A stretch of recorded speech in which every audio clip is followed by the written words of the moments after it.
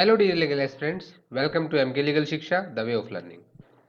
Dear legal aspirants, हम लोग MP judicial service की टेस्ट सीरीज कर रहे थे और ये सेकंड वीडियो है जिसमें हम आज लेकर आए हैं। अगर अभी तक आपने चैनल को सब्सक्राइब नहीं किया है तो सबसे पहले सब्सक्राइब कर लें और बेल आइकन को भी प्रेस कर लें, जिससे आपको जो वीडियोस आएंगे टेस्ट सीरीज के उनके अपडेट्स मिलते रहें और कोई वीडियो आपसे मिस ना हो। देखिए, एमपी जुडिशियल सर्विस का 2017 का जो एग्ज़ाम हम उसको सॉल्व कर रहे थे। ये पार्ट 2 है। टोटल 50 क्वेश्चन हम पहले कर चुके हैं, उसके बाद फर्दर क्वेश्चन आज नेक्स्ट हम इस वीडियो में करने वाले हैं। तो बिना टाइम वेस्ट के चलते हैं अपने वीडियो के साथ आगे। चलिए स्टार्ट करते हैं। हम लोग टोटल 50 क्वेश्चन कर चुके थे। अभी देखिए, जो एमपी के दो लोकल एक्ट हैं, एमपी आपका लैंड रेवेन्यू कोड है और रेंट कंट्रोल एक्ट है यहाँ का। इन दोनों ही जो लोकल एक्ट हैं, इनसे 5-5 क्वेश्चन यहाँ पे आते हैं। तो you have to prepare them also in well, because आपको इसके अराउंड 10 मार्क्स आपके इन दोनों से मिलते हैं आपको प्री एग्जाम में। देखिए, 51 से स्टार्ट होता है आपका rent MP accommodation and rent control act. यहाँ पे देखिए क्या आता है। पहला क्वेश्चन हमारे सामने है, a landlord who recovers the possession of an accommodation. थोड़ा जूम कर लेते हैं। चलिए थोड़ा सा और कर लेते हैं जिससे हमें और भी सहूलियत हो जाएगी। चलिए ठीक है। तो पहला क्वेश्चन देखिए क्या कहता है, a landlord who recovers the possession of an accommodation under the court's decree passed under section 12(1) E, यानी कि section 12 sub section 1 sub section E of MP accommodation control act and can relet it within 2 months of obtaining such possession. तो उसको खाली करवाया था under this section 12 और अब उसको रीलेट करना चाहता है, दोबारा से किराए पर देना था। तो कैसे दे सकते हैं?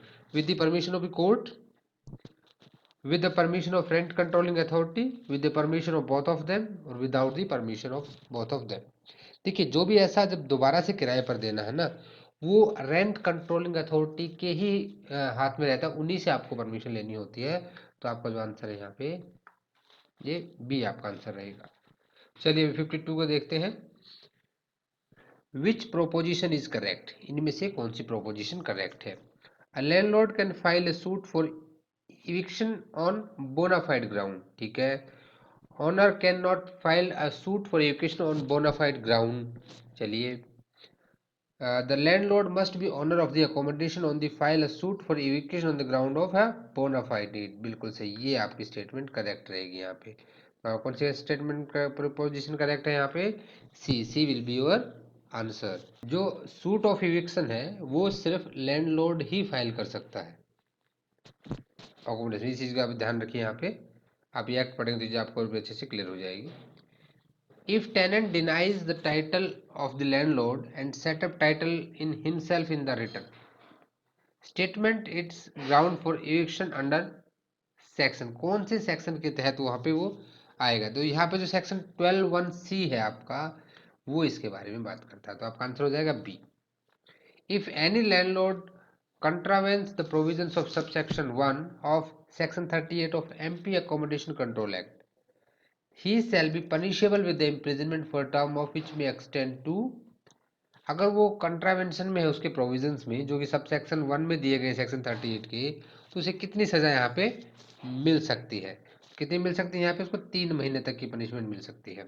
इसको आप ऐसे भी याद रख सकते हैं कि सिविल मामलों में जनरली 3 मंथ से ऊपर के, आपने सीपीसी में भी पढ़ा था, 3 मंथ से ऊपर की पनिशमेंट नहीं मिलती है यहाँ पे।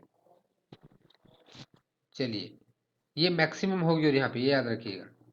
अभी चलते हैं क्वेश्चन नंबर 55 पे। A landlord has acquired an accommodation by transfer, he cannot sue for eviction on the ground of a bona fide requirement under section 12 subsection 1। ये यहाँ पे कोई टाइपिंग मिस्टेक होगा। और F of the MP accommodation control act. जो MP accommodation control act है उसका section 12 sub section 1 और सब सेक्शन ई। तो कब है ये, क्या दिया गया है इसका? यहाँ पे इसका दिया गया है 1 साल। कितना रहेगा? 1 साल रहेगा। तो आपका आंसर यहाँ पे हो जाएगा बी। क्योंकि देखिए, कहीं भी जो इविक्शन सूट है ना, it can not be filed for 1 year. मान लीजिए अभी ट्रांसफर से आपको अकोमोडेशन मिला है तो आप 1 साल तक उसके इविक्शन के लिए वो फाइल नहीं कर सकते। चलिए 56 पे चलते हैं। एक टर्म है यहाँ पे आबादी, आप देख पा रहे होंगे आबादी। आबादी means what? The area reserved in a village in an urban area for the purpose of residence of inhabitants. The area reserved in a village for a non-urban area for the residence of the inhabitants. Agricultural land in non-urban areas. Land held as occupancy tenant in non-urban areas. तो इसका जो answer रहेगा वो आपका रहेगा, जो area होता है ना in a village in a non urban area, ये नॉन अर्बन एरिया की बात कर रहे हैं यहाँ पे, for the residence of inhabitant, उसको बोलते हैं आबादी। आबादी, ठीक है, क्या बोलते हैं? आबादी। Very good. अभी चलते हैं 57 पे। Whether civil courts can declare the entries in record of rights as null and void. क्या सिविल कोर्ट जो है नल एंड वॉइड कर सकती हैं क्या, जो एंट्रीज हैं यहाँ पे दी गई हैं? No, only revenue courts has jurisdiction. देखिए अभी हम रेवेन्यूज में आ गए, क्योंकि 56 से जो स्टार्ट हो जाता है आपका ये एमपी रेवेन्यू कोड स्टार्ट हो जाता है। तो यहाँ पे क्या रहेगा कि सिविल कोर्ट का भी जुरिस्डिक्शन रहता है। ये आप जब सेक्शन 4 और सेक्शन 5 पढ़ते हैं रेवेन्यू कोड के बारे में, तो रेवेन्यू कोर्ट्स के ऊपर भी सीपीसी का कुछ हद तक वो रहता है, गवर्नमेंट वहाँ पे जुरिस्डिक्शन दे सकती है, उनका जुरिस्डिक्शन भी वहाँ पे रहता है। चलिए अभी 58 में चलते हैं। The tehsildar before whom a dispute of title is raised. Tehsildar साहब के सामने एक डिस्प्यूट आया टाइटल को लेकर। The partition proceeding of an agriculture holding should, भाई पार्टीशन था उसका तो क्या करना चाहिए वहां पे उसको? Dismiss the proceeding and direct parties to resolve the title dispute through civil court, ignore the question and proceed to partition the holding in accordance with the entries in record of rights, stay the partition proceedings for a period of 3 months to facilitate parties to institute a civil suit for determination of the dispute। यहाँ आपका exact answer हो जाएगा ये सी। यहाँ पे उनको 3 महीने का समय देता है कि आप जाइए और 3 महीने तक अपना सिविल सूट फाइल कर लीजिए। पार्टीशन को क्या करेगा? स्टे कर देगा, ये यहाँ पे याद रखिए। चलिए 59 पे चलते हैं। Agriculture year is defined in section 2C of MP Land Revenue Code commence। जो एग्रीकल्चर ईयर है वो कहाँ पे है? देखिए ये 1 जुलाई से माना जाता है। कब से है? 1 जुलाई से। ये जो section 2C of MP land revenue code है, यहाँ पे 1 जुलाई से, और यहाँ पे रेवेन्यू ईयर भी याद रखिए, वो भी कभी कभी पूछा जाता है, वो आपका 1 अक्टूबर से आता है। एग्रीकल्चर ईयर आपका 1 जुलाई है और रेवेन्यू ईयर आपका 1 अक्टूबर है, इन दोनों को याद रखिएगा। चलिए आगे चलते हैं। Who among of these is not authorised under section 168 of MPLRC to transfer whole holdings through the lease. कौन इनमें, लास्ट क्वेश्चन आपका एमपी लैंड रेवेन्यू कोड का, तो कौन नहीं कर, कौन एक कर सकता है यहाँ पे? अब married women who is living below poverty line under section 168 sub section 2 of MP land revenue code कौन ऑथराइज नहीं है अपनी सारी होल्डिंग ट्रांसफर करने के लिए? तो आपका आंसर यहाँ पे ए है, a married women who is living below the poverty line. Understood. चलिए यहाँ तक तो हमने बात कर ली किसकी? दोनों लोकल एक्ट की। अभी इससे आगे हम बात करने वाले बड़े इंपॉर्टेंट एक्ट के बारे में, यानी कि Indian evidence act. Indian evidence act से टोटल आपके 15 क्वेश्चन आते हैं दोस्तों, ये आप याद रखिए। IEA लिखते हैं हम सब लोग उसको शॉर्ट में, इंडियन एविडेंस एक्ट से कितने क्वेश्चन आएंगे? टोटल 15 क्वेश्चन आएंगे, तो इस पर पूरा ध्यान देना है। CPC, CRPC, IPC and evidence, ये आपके 60 मार्क्स से क्वेश्चन हो जाते हैं। चलिए, principle of फाल्सस in uno falsus in omnibus, ये क्या है आपका? रूल ऑफ लॉ है या यहाँ पे रूल ऑफ कॉशन है? Not applicable in India, both B and C and above. तो जो फाल्सस in uno falsus in omnibus, यानी कि जो जहां पे एक बार गलत है वो हर जगह पे गलत है, तो ये क्या है? It is a rule of law? No, it is a rule of caution. पहले तो ये याद रखें। और ये एक्चुअली देखा जाए तो ये भी सही है, इसका आंसर ये उस टाइम पे भी इसको क्वेश्चन को डिलीट कर दिया क्योंकि ये थोड़ा सा एम्बिगुअस था, क्योंकि ये इसके 2 आंसर बन रहे थे। 2 का देखा जाए तो इसके आंसर 3 होती है, तीनों इसके आंसर है। जी हाँ, लेकिन आप नोट डाउन कर लीजिए, मैं आपको जो नोट डाउन करा रहा हूँ। It is a rule of caution, पहला पॉइंट। दूसरा पॉइंट है कि it is not applicable in India. अब ये बात हम कैसे कह सकते हैं, इसके लिए आप एक केस नोट कीजिए, Ranjit Singh versus state of MP. इस केस में ये चीज़ क्लियर हो गई थी कि the falsus in uno falsus in omnibus ये मैक्सिम इंडिया में एप्लीकेबल नहीं है। ये क्वेश्चन भी आपको यहाँ पे आपके 3 क्वेश्चन रेडी हो जाते हैं। इसको क्या बोला जाता है, इसको बोला जाता है रूल ऑफ कॉशन। और ये इंडिया में एप्लीकेबल है कि नहीं है, एप्लीकेबल नहीं है। और एप्लीकेबल नहीं है तो किस केस की वजह से नहीं है, Ranjit Singh versus state of MP की वजह से एप्लीकेबल नहीं है। ठीक है, ये क्वेश्चन वैसे उस टाइम पे डिलीट हो गया था, इसका बेनिफिट मिला था 2017 में स्टूडेंट्स को।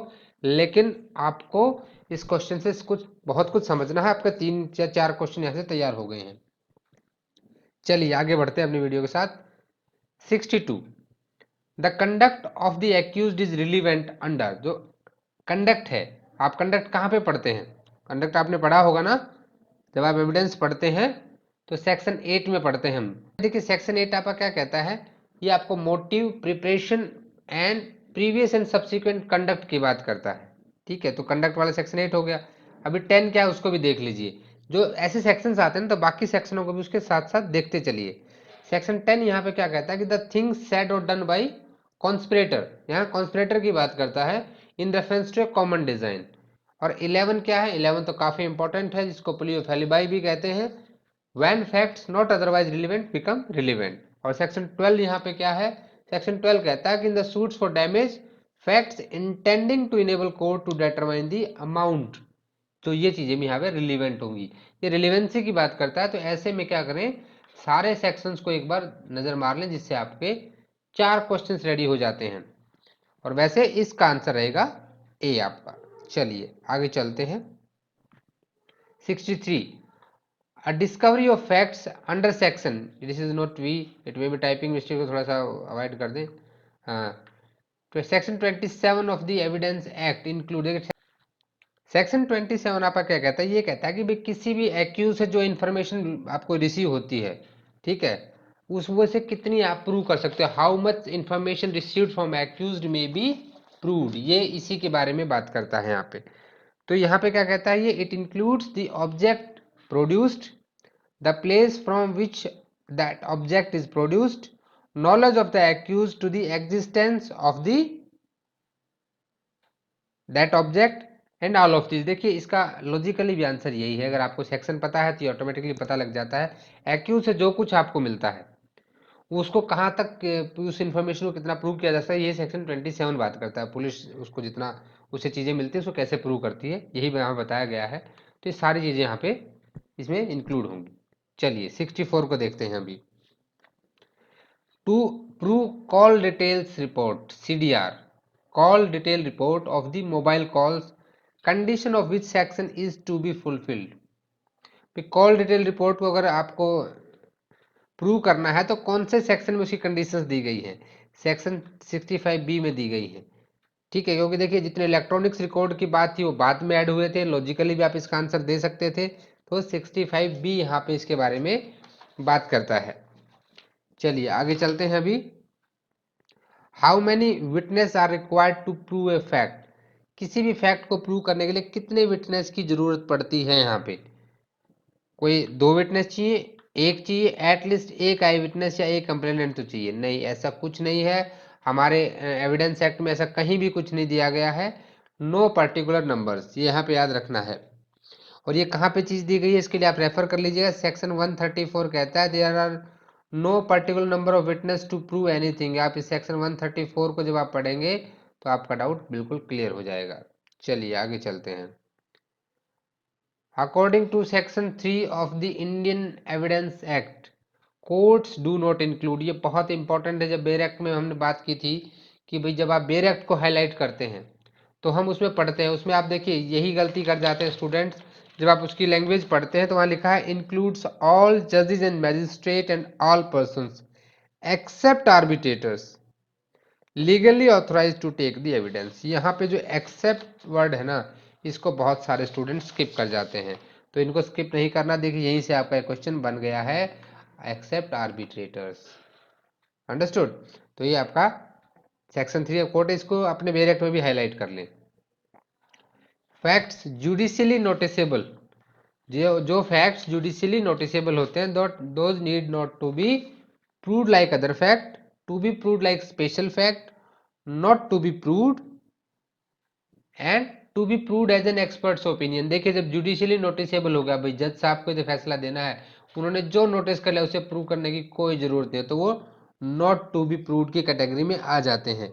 ये बात कहाँ दी गई है?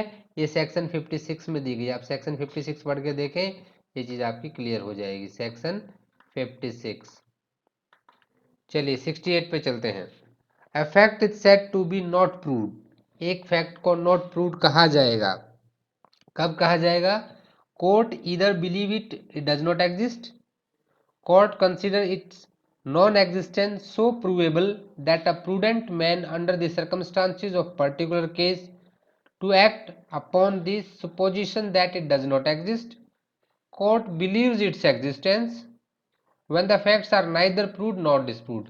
देखिए जब आप वहाँ पे प्रूव्ड, डिस्प्रूव्ड और नॉट प्रूव्ड की डेफिनेशन पढ़ते हैं सेक्शन 3 में, तो वहाँ पे क्लियर लिखा गया है, बिल्कुल बेरेक्ट लैंग्वेज से क्वेश्चन दिया गया है। तो जो ऐसे फैक्ट जो ना तो प्रूव्ड है और ना ही डिस्प्रूव्ड है, वो क्या होंगे? नॉट प्रूव्ड होंगे। तो बेरेक्ट से ही मैक्सिमम क्वेश्चन बनते हैं। आप बेरेक्ट को अगर ध्यान से पढ़ लेना, आप डिफरेंट डिफरेंट हाईलाइटर से उसको हाईलाइट करें, और बहुत ऐसे माइन्यूट पॉइंट्स होते हैं जिनको आप वो नहीं कर पाते हैं, इसके लिए एक वीडियो हम बनाएंगे जिसमें आपको पूरा क्विक रिवीजन देंगे अलग अलग एक्ट्स का। चलिए 69 की बात करते हैं। Under section 146 of Indian evidence act, ये थोड़ा सा इसके ऊपर आगे सीरीज कर देते हैं, इसे पढ़ नहीं पाएंगे आप लोग। चलिए ठीक है, इसका पेन थोड़ा चेंज कर लेंगे, हम लोग कर लेते हैं, ग्रीन ले लेते हैं अभी हम, थोड़ी सी की विटनेस वो अभी कम कर लेते हैं। चलिए अभी देखिए 69 देखते हैं कि under section 146 of Indian evidence act which kind of questions can not be asked during the cross examination. 146 में क्रॉस एग्जामिनेशन के दौरान आप कौन से क्वेश्चन नहीं पूछ सकते हैं? To test the veracity of the witness, to discover the witness position in life, to say credit of witness, previous sexual experience of victim of offence of the rape. ये कभी नहीं पूछा जा सकता, इसको आप याद रखें।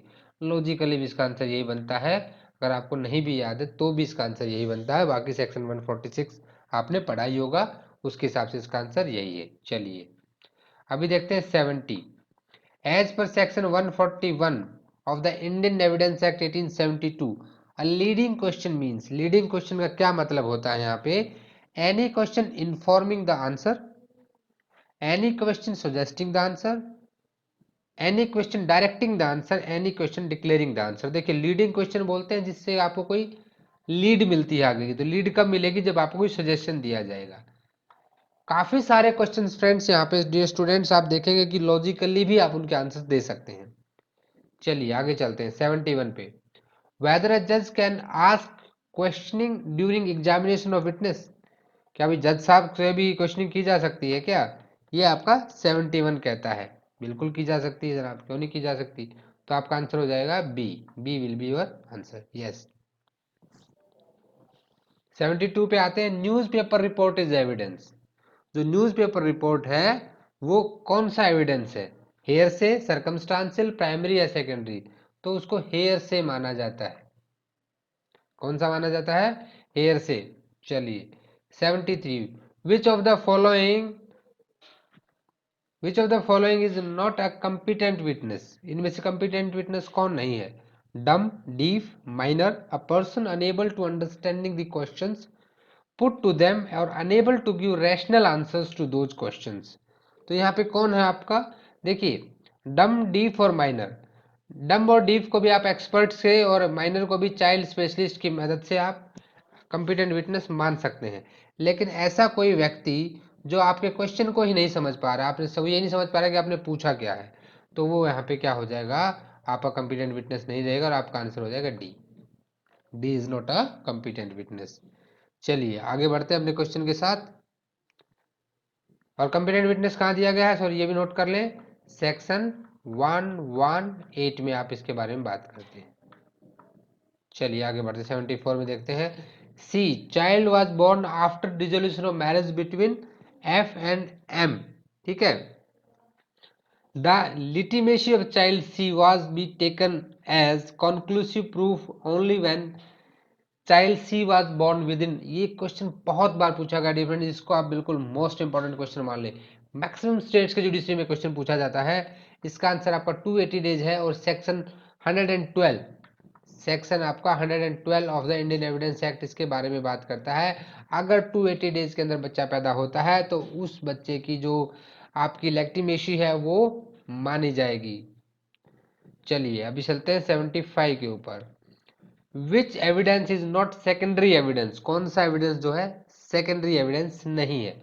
कॉपीज मेड फ्रॉम ओरिजिनल बिल्कुल सेकेंडरी एविडेंस है, सेक्शन 60 से आगे हम यही पढ़ते हैं। Copies compared with original, copies made from originals, copies compared with originals, counterparts of documents as against parties who did not execute them, counterpart document as against the parties who executed them। तो यहाँ पे आपका answer रहेगा D, D will be your answer, it is not a secondary evidence. चलिए 76 देखते हैं। Right to private defence extend to, यहाँ तक चलिए हम यहाँ तक हमने कर लिया है, इंडियन एविडेंस एक्ट कंप्लीट हो गया है। अभी हम इसके आगे करने वाले हैं आईपीसी। कौन सा करने वाले हैं? आईपीसी। आईपीसी से भी आपके कितने क्वेश्चंस आएंगे? 15 क्वेश्चंस आएंगे। आपके साथ साथ देखिए कितने सारे बेयर एक्ट यहाँ पे रिवाइज हो रहे हैं। और अगर देखिए वीडियोस आपको सही लग रहे हैं तो पिछले वीडियो में कोई कमेंट नहीं मिला मुझे। अगर आप लोगों को ये वीडियो अच्छा लग रहा है और ये आपके लिए हेल्पफुल है तो ही हम क्वेश्चन बेस्ड टेस्ट सीरीज को आगे ले जाएंगे, अदरवाइज हम इसके बाद टेस्ट सीरीज नहीं बनाएंगे। चलिए, right to private defence extend to defence of body only, defence of property only, नहीं दोनों का जा सकते हैं। प्राइवेट डिफेंस कहाँ से कहाँ दिया गया है? 96 से लेके 106 तक दिया गया है आईपीसी में। आईपीसी 96 टू 106, ठीक है। और ये जो आपका यहाँ पे बात की गई है ये की गई है सेक्शन 97 के बारे में की गई है। चलिए 77, under section 320 of IPC which of the following kinds, 320 किसके बारे में बात करता है? ग्रीवियस हर्ट की बात करता है। 319 से लेके 338 तक आप हर्ट एंड ग्रीवियस हर्ट की बात करते हैं। इस टॉपिक को बहुत अच्छे से आप समझ सकते हैं, इसका ऊपर एक वीडियो बनाया था हमने, difference between hurt and grievous hurt. तो इसको अच्छे से समझने के लिए आपका लिंक डिस्क्रिप्शन में है, उस वीडियो को जरूर देखें आप। तो देखिए ये कह रहा विच इज नॉट, ये नेगेटिव क्वेश्चन है। यहाँ पे क्या ना, कई बार स्टूडेंट जोश में आ जाते हैं। इमेस्कुलेशन सबसे पहली ग्रीवी शर्ट दी गई है, 320 में आदमी इसी को टिक कर देता है और क्वेश्चन गलत हो जाता है। तो ये नेगेटिव क्वेश्चन, इस बात पे भी ध्यान देना है। Privation of any joint, permanent disfigurement of the chest या डिसलोकेशन ऑफ द टूथ, इनमें से कौन सा जो है आपका ये ग्रीवियस हर्ट नहीं है? तो जो परमानेंट डिसफिगरेशन ऑफ चेस्ट है ना, ये आपका ग्रीवियस हर्ट नहीं है, ठीक है, एज पर सेक्शन 320। बाकी सारे आपके ग्रीवियस हर्ट माने गए। चलिए, डाउरी डेथ किस में ऑफेंस है? 304 बी। इसको तो इसका आंसर तो मेरे ख्याल से सभी को पता होगा, इसमें तो कोई डाउट ही नहीं है। चलिए आगे चलते हैं। Voluntarily cause hurt on grave and sudden provocation to a person is punishable under section, which section? Section 334 will be your answer. Understood? ये प्रोवोकेशन पे होता है। चलिए आगे चलते हैं। Now question number 80, as defined in IPC a women denotes a female of, देखिए यहाँ पे हमने पहले सेक्शन 10 जब हमने पढ़ा था तो ये क्लियरली बात की थी। इसकी आईपीसी के सारे वीडियोस हैं, जनरल एक्सप्लेनेशन के वीडियोस हैं, वहाँ पे आप देख सकते हैं, इसका लिंक डिस्क्रिप्शन में भी है। ये चीज़ आपको वहाँ पे क्लियर हो जाएगी। तो वहाँ पे एज कोई मैटर नहीं करती है, जैसे ही कोई पैदा हो जाता है वो मेल या फीमेल की कैटेगरी में आ जाता है। मेल, फीमेल और थर्ड जेंडर के बारे में हमने वहाँ पे बात की थी। चलिए अभी अबैटमेंट से related question 81, A instigate B to burn Z house, okay, B Y sets fire to the house and at the same time B commits theft of the property there. भाई ए ने तो किसके लिए instigate किया था B को कि Z के हाउस में आग लगा देनी है। अब आग तो लगा दी वहां पे बी ने, लेकिन साथ में क्या किया उसने? चोरी भी कर ली। भाई चोरी के लिए तो उसने नहीं किया था। तो जो ए का इंस्टिगेशन होगा वो यहाँ पे क्या होगा, ये उसके बारे में बात करता है। क्या वो अबैटिंग और थेफ्ट होगा या अबैटिंग और बर्निंग हाउस होगा? तो देखिए जो कॉन्सिक्वेंस में दूसरा ऑफेंस हो जाता है उसके लिए अबैटर रिस्पॉन्सिबल नहीं है, यहाँ पे वो सिर्फ बर्निंग ऑफ द हाउस के लिए रिस्पॉन्सिबल होगा। चलिए आगे बढ़ते हैं। Which is not ingredient of the offence of dowry death. Dowry death के लिए कौन सा इंग्रेडिएंट नहीं है? Unnatural death, death with in 7 years of marriage, a man was subjected to cruelty or harassment by her husband or by any other person. Cruelty or harassment with women should be in the connection with the demand for dowry. तो यहाँ पे जो है आपका ये सी है, ये it will not be, ये 498A में चला जाएगा। ठीक है, डाउरी डेथ में नहीं आएगा। तो सी जो है आपका यहाँ पे नहीं होगा, 304B के इंग्रेडिएंट में ये नहीं आता है। ठीक है, तो आगे चलते हैं अपने क्वेश्चन के साथ। 83, A in good faith believes property of Z to be own property and takes the property out of B's possession. देखिए यहाँ पे एक बड़ी अच्छी बात इसने कही पहले कि गुड फेथ है, इस पे जरूर ध्यान दें। Here A commits theft, criminal misappropriation of property, criminal breach of trust, या फिर नो ऑफेंस। क्योंकि यहाँ जब देखिए गुड फेथ आ गया तो ऑटोमेटिकली आपको ध्यान रखना है कि यहाँ पे कोई ऑफेंस नहीं होगा। चलिए, generally preparation of an offence defined in IPC is not punishable but preparation of is punishable. किसका? डकैती का। डकैती का सिर्फ प्रिपरेशन ही पनिशेबल होता है, ये याद रखना है आपको। कहाँ पे दिया गया है ये? सेक्शन 399 में दिया गया है, of which IPC this is. Robbery is an aggravated form of robbery, only theft, only extortion, either theft. देखिए रॉबरी में दोनों चीजें आ सकती हैं, थेफ्ट भी आ सकती है और एक्सटॉर्शन भी आ सकता है।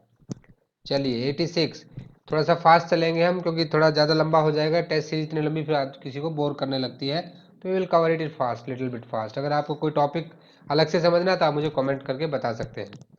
86, ए falsely pretend to be in civil services, intentionally deceives Z and thus dishonestly induce Z to let him have an credit goods for which he does not mean to pay A. Commit the offence, कौन सा offence रहेगा यहाँ पे उसका? False representation, cheating, attempt of extortion, या attempt of theft. तो यहाँ पे उसने चीटिंग की है, और चीटिंग आईपीसी में आपकी कहाँ पे डिफाइन की गई है? 415 में, आईपीसी 415 में बताई गई है, तो ये आपका B will be your answer. Maximum punishment for gang rape under 376D of IPC 10 years, 20 years, imprisonment which shall mean imprisonment for the remainder of that person's natural life, या फिर the punishment with the death. तो आपका answer यहाँ पे क्या रहेगा? So C will be your answer. तो next चलते हैं। चलिए 88 देखते हैं। Section 87 of IPC is based on the legal maxim. Section 87 कौन से? इस पे de minimis non curat lex, volenti non fit injuria, actus non facit reum nisi mens sit rea doli इन कैपेक्स। तो 88 में आपका आंसर क्या यहाँ पे है? वोलेंटी नॉन फिट इंजरा। कंसेंट की बात की जाती है यहाँ पे, तो कंसेंट कहाँ पे आता है? यहाँ पे आता है, जब वॉलेंटरी किसी को इंजरी नहीं पहुंचाना चाहते, गुड फेथ में उसके लिए कुछ करते हैं। ठीक, वॉलेंटरी कोई इंजरी लेना चाहता है तो answer will be B, consent की बात की गई है। चलिए 89, promoting enmity between different group on grounds of religion is punishable under which section of IPC. ये आजकल बड़ा फेमस सेक्शन है। तो कुछ असामाजिक तत्व हैं जो हमेशा ऐसा कुछ करते रहते हैं, तो ये कहाँ पे पनिशेबल दिया गया है? 89 में। It will be under section 153A। Good. Voluntary attempt to throw acid on any person is punishable under which section? देखिए यहाँ पे इसने एक वर्ड यूज किया, अटेम्प्टिंग, फेंका नहीं है, अटेम्प्ट है, तो 326B हो जाएगा। और अगर फेंक देता, अटेम्प्ट कंप्लीट हो जाता, कमीशन हो जाता, तो आपका आंसर विल बी 326 से। बट अभी आपका आंसर क्या रहेगा? Answer will B 326B। ठीक है, चलिए आगे चलते हैं। पुलिस रिपोर्ट, अभी यहाँ तक हम क्या खत्म कर दिया हमने? आईपीसी। अभी चलेंगे हम अपने बड़े फेवरेट सब्जेक्ट के ऊपर, सीआरपीसी पे। और पहला ही क्वेश्चन यहाँ पुलिस रिपोर्ट का आता है। किसका आता है? पुलिस रिपोर्ट के बारे में हम यहाँ बात करने वाले हैं। Police report means police report lodged by complainant in no police station, police report by officer in charge of police station to the superior officer, a police forwarded by a report forwarded by police officer to the magistrate under section 173 subsection 2 of CRPC, report entered in the case diary। तो आपका जो answer यहाँ पे हो जाएगा, police report मानते हैं हम, जो 173 में चालान पेश किए जाते हैं ना, उसको पुलिस रिपोर्ट बोला जाता है। ठीक है, ये रिपोर्ट से FIR में कंफ्यूज नहीं होना है, ये वो रिपोर्ट होती है जो मैजिस्ट्रेट को भेजता है अंडर सेक्शन 173। चलिए, summons case means a case relating to imprisonment for term exceeding 2 years which may extend to 2 years, imprisonment for life या none of the above। तो यहाँ पे देखिए, समन केस वो होते हैं जिनकी 2 साल से कम होती है, ठीक है, और 2 से ज्यादा है तो वो वारंट केस में आ जाते हैं। चलिए आगे चलते हैं। The closure report is in a murder case can be accepted by, जो क्लोजर रिपोर्ट है मर्डर केस में, वो किसके द्वारा एक्सेप्ट की जा सकती है? वो आपके मैजिस्ट्रेट के द्वारा एक्सेप्ट की जा सकती है। चलिए, maximum period of police remand कितना है? पुलिस रिमांड का जो मैक्सिमम पर वो दिया गया है यहाँ पे, पीरियड कितने टाइम के लिए होता है? It will be for the 15 days. चलिए, section 95, power to grant anticipatory bail can be exercised by. Anticipatory bail कौन दे सकता है? हाई कोर्ट दे सकता है, कोर्ट ऑफ सेशन, या फिर CJM भी दे सकता है? नहीं, यहाँ पे high court and court of session ये दोनों दे सकते हैं, इसको याद रखना है। चलिए 96 पे हम बात करते हैं अभी। No order under section 144 of CRPC shall remain in force for more than, जो अंडर सेक्शन 144 CRPC है वो कितने दिन के लिए फोर्स में रह सकता है? यहाँ पे 1 month, 2 months, 3 months and 1 year. ये 2 मंथ दिया गया है। कितना दिया गया है? For the 2 months. चलिए 97 देखते हैं। If a person who is otherwise competent to compounded an offense under section 320 of CRPC dies, then this is CRPC, then offense can be by the complainant, offense can be compounded by eyewitness, offense can be compounded by legal representative of such person with the consent of court, and no one is competent to compound the offense। ये कौन compound कर सकता है यहाँ पे? यहाँ पे offence can be compound bye legal representative. जो कंपिटेंट था कंपाउंड के लिए तो कंप्लेनेंट ही होगा, वो तो रहा नहीं, तो उसके legal representative with the consent of the court उसको कंपाउंड कर सकते हैं। चलिए 98 में, CJM में पास अ सेंटेंस ऑफ, CJM साहब कितनी सजा दे सकते हैं? यहाँ पे ये बात की गई है। डेथ पेनल्टी दे सकते हैं? नहीं दे सकते। Imprisonment for life? नहीं दे सकते। Imprisonment for a term of 10 years? नहीं दे सकते। Imprisonment for a term of 5 years? जी हाँ, वो कितने दे सकते हैं? अप टू दी 5 ईयर्स की दे सकते हैं CJM साहब। चलिए, कोर्ट में alter the charges framed against the accused before beginning of the prosecution of evidence, before beginning of defense evidence, before examination of the accused under section 313 of CRPC, at any time before the judgment is pronounced। तो देखिए यहाँ पे सीधी सी बात है, वैसे भी भाई court के पास तो अपनी डिस्क्रिप्शन रहती है, वो जब भी चाहे तब कर सकता है। इसके लिए आपको सेक्शन 216 ऑफ CRPC रेफर करने की जरूरत है। तो आपका आंसर जो यहाँ पे रहेगा वो डी रहेगा। चलिए अभी चलते हैं हम 100 पे। Security for good behaviour from habitual offender may be taken by the executive magistrate under which provision of CRPC। जो गुड बिहेवियर और भाई हैबिचुअल ऑफेंडर है, उसके गुड बिहेवियर के लिए सिक्योरिटी जो लेगा एग्जीक्यूटिव मैजिस्ट्रेट, वो कौन से प्रोविजन में लेगा? यहाँ पे वो आपका लेगा सेक्शन 110 में लेगा। कौन से में लेगा? सेक्शन 110। सॉरी, यहाँ पे आंसर ए है आपका, बी नहीं, ए गलत जगह टिक हो गया। आंसर विल बी ए। चलिए अभी 101 पे चलते हैं। By which provision of CRPC the high court has inherent powers. Inherent power high court की CRPC में किसमें होती हैं? कौन से सेक्शन में यहाँ पे दी गई है? वो दी गई है आपकी सेक्शन 482 में। चलिए, क्वेश्चन ऑफ FIR भी यहीं पे आता है। अभी सबसे इंपॉर्टेंट चैप्टर आ गया आपका plea bargaining.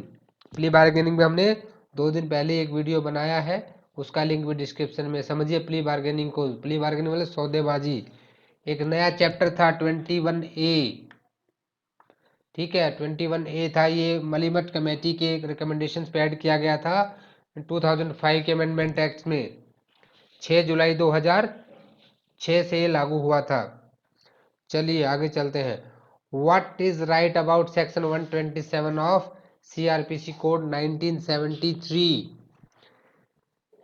The magistrate can increase the monthly allowance for the maintenance. The magistrate can decrease the monthly allowance maintenance. The magistrate can cancel the order of maintenance. बिल्कुल सही बात है भाई, मैजिस्ट्रेट साहब cancel कर सकते हैं उसको। तो ये सारे आपके आंसर सही है, तो आपका आंसर हो जाएगा डी। चलिए आगे चलते हैं, अपना नेक्स्ट क्वेश्चन देखते हैं। 104, how many rupees can be ordered as maximum amount for monthly payment for maintenance under section 125? भाई सेक्शन 125 में मैक्सिमम अमाउंट कितना दे सकते हैं? इसकी ऐसी कोई लिमिट दी गई है? जी नहीं, इसकी कोई लिमिट नहीं दी गई है। There is no limit set. भाई कैसे थोड़ी कोई कितना कमाता कोई कितना कमाता उसके हिसाब से कोर्ट डिसाइड करता, कोई लिमिट नहीं दी गई है। In MP offence under section 435 of IPC is tribal by which court? MP के लिए इसमें अमेंडमेंट हुआ है, ठीक है, काफी सारे अमेंडमेंट हुए थे। तो यहाँ पे पहले आपका सीजेएम फर्स्ट क्लास था, sorry judicial magistrate first class था, अभी ये कोर्ट ऑफ सेशन हो गया है। ये आपको याद रखने की जरूरत है यहाँ पे। चलिए अभी थोड़ा सा लिटिल बट फास्ट जाएंगे, क्योंकि देखिए क्वेश्चन बहुत ज़्यादा है, सारे खत्म करने हैं। यहाँ तक आपका खत्म हो जाता है सीआरपीसी, ठीक है। तो अभी 106 से आगे चलते हैं हम। ये नेगोशिएबल इंस्ट्रूमेंट एक्ट की बात करता है। In an offence under section 138 of NI act is compoundable. Compoundable होगा कब होगा कंपाउंडेबल? ये होगा आपका if the cheque amount is up to 1 lakh rupees, if the cheque amount is up to 5 lakh rupees. नहीं, कोई लिमिट नहीं दी गई है, आपका आंसर डी रहेगा। चलिए question number 107, a court can take cognizance of an offense under section 138 of negotiable instrument act upon 107 का क्या आंसर रहेगा यहाँ पे? अपॉन दी कंप्लेंट, ठीक है, इसको याद रखिएगा। सेक्शन 142 ऑफ एनआई एक्ट, आप इस पे याद रख लीजिए सेक्शन 142। सेक्शन भी साथ साथ जो मैं बता रहा हूँ उसको नोट कर लें, इन्हीं से कई बार क्वेश्चन रिपीट हो जाते हैं। Whether director is liable if the cheque issued on behalf of company is dishonoured? क्या डायरेक्टर लाइबल होगा कि नहीं होगा यहाँ पे? तो आपका डायरेक्टर लाइबल होगा। कहाँ होगा? सेक्शन 141 ऑफ एनआई एक्ट में। तो ये भी यहाँ पे याद रखिएगा। चलिए अभी आगे देखते हैं। Cheque is a promissory note और बिल ऑफ एक्सचेंज। क्या है चेक आपका? चेक जो है आपका वो यहाँ पे एक बिल ऑफ एक्सचेंज है, तो आंसर हो जाएगा बी। बिल ऑफ एक्सचेंज कहाँ दिया गया है आपका? सेक्शन 6 में बताया गया है of NI act. Under section 138 of NI act maximum punishment of imprisonment and fine is, कितना है मैक्सिमम पनिशमेंट? यहाँ पे आपकी 2 years and twice the amount of cheque. 2 साल की और दुगना अमाउंट, ये यहाँ पे मैक्सिमम पनिशमेंट दी गई है। चलिए who was Indian women cricket, अभी हम जीके पे आ जाते हैं, यहाँ तक हमने अपने लीगल क्वेश्चन मैक्सिमम खत्म कर लिए हैं। अभी चलते थोड़ा जीके के ऊपर। Who was Indian women cricket captain in ICC women world cup 2017? ये 2017 का क्वेश्चन है, तो करंट अफेयर हो सकता है अभी ना आए, फिर भी आपको पता होना चाहिए। कौन है? मिताली राज थी, काफी फेमस भी रही थी। जीएसटी स्टैंड फॉर, जीएसटी क्या मतलब क्या क्या है यहाँ पे? Goods and service tax. इस पे कोई एक्सप्लेनेशन की जरूरत नहीं है, हमें सिर्फ ये करते हुए चलना है, थोड़ा सा स्पीडी से चलेंगे। उसके बाद सेक्शन 113 में आइए। रिवर चंबल ओरिजिनेटेड फ्रॉम, कहाँ से होती है? ये आपकी माओ से, यानी कि जनपाओ हिल्स जो है वहां से आपकी ओरिजिनेट होती है। Which of the following place is famous for sun temple? Sun temple के लिए कौन सी फेमस है आपका? कोणार्क का सूर्य मंदिर, आप सब ने सुना है बचपन से, बहुत ही फेमस है। आई थिंक इसका तो सभी को पता होगा। चलिए how many state touch the boundary of MP? MP के साथ कितने स्टेट की बाउंड्रीज लगती है? टोटल 5 स्टेट की बाउंड्रीज लगती है, ठीक है। ये चलिए नेक्स्ट में चलते हैं। India's first bullet train propose project connect, जो पहली बुलेट ट्रेन है वो कहाँ से कहाँ किसको कनेक्ट करेगी? वो मुंबई से अहमदाबाद। भाई मोदी जी ने मुंबई को अहमदाबाद से जोड़ दिया उसमें। चलिए आगे चलते हैं। The last Mughal emperor was, सबसे आखिरी मुगल बादशाह कौन था यहाँ पे? ये कभी कभी हिस्ट्री क्वेश्चन भी आते हैं। तो बहादुर शाह जफर जो था वो सबसे आखिरी मुस्लिम शासक रहा है। Attorney general of India is appointed by, जो आपका ये एजी होता है, अटॉर्नी जनरल होता है इंडिया का, उसे कौन अपॉइंट करता है यहाँ पे? तो आपका आंसर क्या रहेगा? प्रेसिडेंट। क्योंकि एग्जीक्यूटिव पावर्स में आता है तो आपका हेड ऑफ द एग्जीक्यूटिव कौन है? आपका प्रेसिडेंट है। अभी थोड़े से बायो रिलेटेड क्वेश्चन देखते हैं। 119 में आइए। Diabetes is caused by liver malfunction होने से, किडनी डिसऑर्डर, या पेंसियास डिसऑर्डर? तो इसका आंसर रहेगा पेंसियास डिसऑर्डर। ठीक है, C will be your answer. Okay, then चलते हैं next. In Indian polity which one is supreme? Indian polity में सुप्रीम कौन है? सॉरी। तो भी देखिए, सबसे ऊपर तो हमारा कॉन्स्टिट्यूशन ऑफ इंडिया ही है, सबसे ऊपर यही रहेगा, ये इससे ऊपर कोई नहीं रहने वाला है। उसके बाद boundary line drawn on map of India and China is known as? Bharat और चाइना के बीच की बाउंड्री लाइन को क्या कहा जाता है? McMahon line, red Cliff line, drawn line, या रेड लाइन? उसको बोलते हैं मैकमोहन लाइन। तो थोड़ा जियोग्राफी से भी क्वेश्चंस आते हैं, ये बड़ा अच्छा आपको एक्सपीरियंस हो जाता है क्वेश्चन पेपर करने से। चलिए, एंटी Antyodaya, Antyodaya program is associated with, किसके साथ ये प्रोग्राम एसोसिएट है? ठीक है, ये liberation of bonded labourers, liberation of child labourers, uplift of poorest of the poor. ठीक है, ये इसके साथ आपका answer will be C. Then chairperson of NITI Aayog is, NITI Aayog के चेयरपर्सन कौन होते हैं यहाँ पे?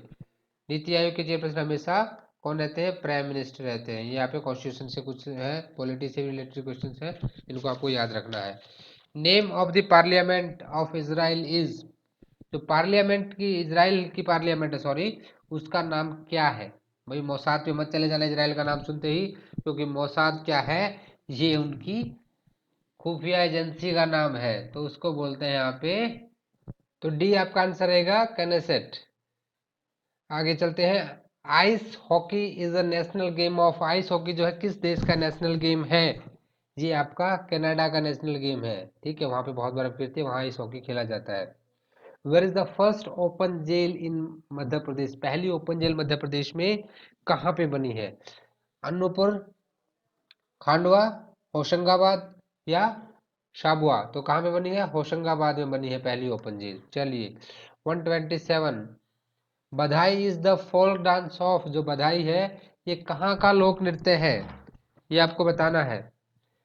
बुंदेलखंड का, मालवा का, मकसोत, या झाबुआ? तो ये बुंदेलखंड का फोल्क डांस है। चलिए, when national law day is celebrated in India? ये तो भाई हर वकील को पता होना चाहिए, बहुत ही अच्छा क्वेश्चन है। नेशनल लॉ डे कब मनाया जाता है? 26 नवंबर, क्योंकि हमने 26 नवंबर को अपना कॉन्स्टिट्यूशन बना लिया था, इसीलिए हम उसी दिन बनाते हैं।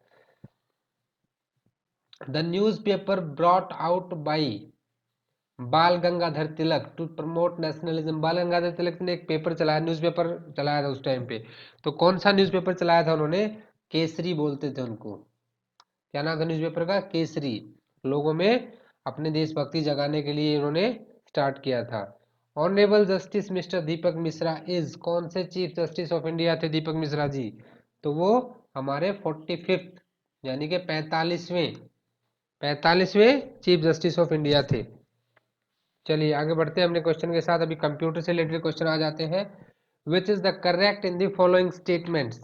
1 KB इज इक्वल टू, देखिए सीधी सी बात है, आंसर बी रहेगा। 1024 बाइट्स होते हैं 1 KB में।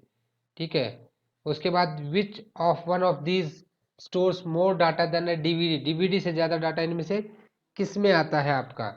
तो blue ray disc, compact disc, floppy. देखिए फ्लॉपी तो बहुत छोटी, यूज होनी बंद होगी। सीडी से तो डीवीडी से कम ही होती है, तो आपका आंसर रहेगा ब्लू रे डिस्क। चलिए, brain of any computer system is, computer का ब्रेन किसे कहा जाता है? CPU. CPU is the brain of the computer. Then we go to next question. In Windows OS, which of the following shortcut is used to close currently active applications? Alt plus F4. This will be your answer. HTTP stands for Hypertext Transfer Protocol, पहला ही आपका answer है। चलिए, full form of GUI, graphical user interface, C will be your answer. Okay, then we'll go to next question. To insert header and footer, click on which menu? Insert file format edit. ये यहाँ पे Microsoft Word के बारे में question पूछ रहा है, तो किस पे करते हैं हम? इंसर्ट पे करते हैं, कोई चीज इंसर्ट करनी होती है. Okay, 138. Amongst these, which is the largest unit of the storage? GB, TB, KB या PB? इनमें से largest unit कौन सी है? तो PB will be your largest unit of the storage. PB का मतलब होता है 1 petabyte and 1 petabyte is equal to 1000 TB terabyte. ये सब चीजें, ये टर्मिनोलॉजी आप जरूर ध्यान दें इसमें. 1000 TB, तो सोचिए कितना ज़्यादा मतलब मेमोरी स्पेस हो जाता है यहाँ पे. चलिए क्वेश्चन नंबर 139 को देखते हैं.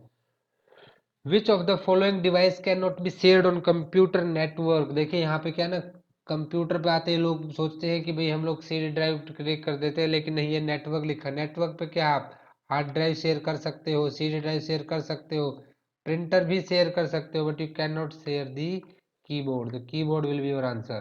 Computer monitor is also known as VDU. तो 140 का आंसर क्या हो जाएगा यहाँ पे? बी हो जाएगा. वीडियो भी बोलते हैं उसको. चलिए, find out the correct synonym of the word. अब यहाँ से आगे आ जाते हैं इंग्लिश रिलेटेड क्वेश्चन. ठीक है, तो इंग्लिश अंग्रेजी ज्ञान के टोटल 10 क्वेश्चन रहते हैं, लास्ट में रहते हैं, तो इंग्लिश का भी नॉलेज यहाँ पे होना चाहिए आपको. तो correct synonym of the word sporadic, तो इसका करेक्ट क्या होगा आंसर यहाँ पे आपका? इसका आंसर होगा रैंडम. इसका मतलब होता है random synonym. Antonym of fragile, ठीक है, आपने देखा होगा don't step it is fragile. तो भाई फ्रजाइल का होना चाहिए यहाँ पे स्ट्रॉन्ग.